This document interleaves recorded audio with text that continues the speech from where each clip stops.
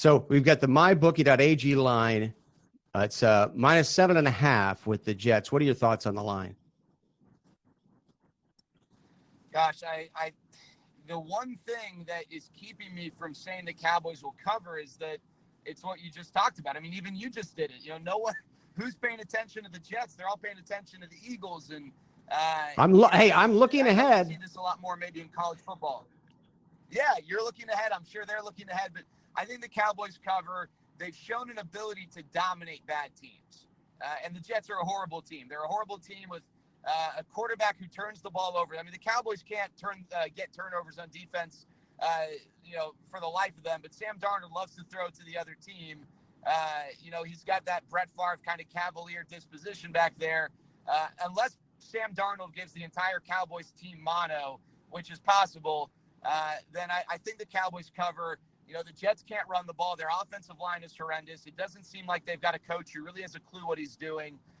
In fairness, maybe he just has a horrible roster to work with.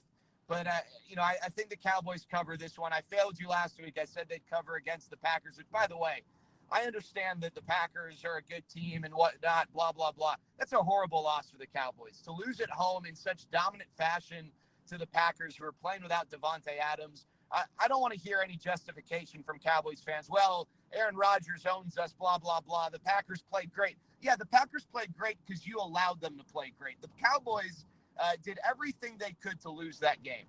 They let the Packers get up early. They prevented the Packers from needing to use their receivers as weapons. They gave the Packers a free pass. That's a horrible loss, and they need to bounce back this week against the Jets, and I think they do. And I think they kind of follow this trend of having an easy Of course, the time X against factor bad is teams. Darnold. So when you look at that over under 44.5, that's something that I would probably myself, maybe even this game in general, but really the over under 44.5 with Darnold coming in there. What are your thoughts on that?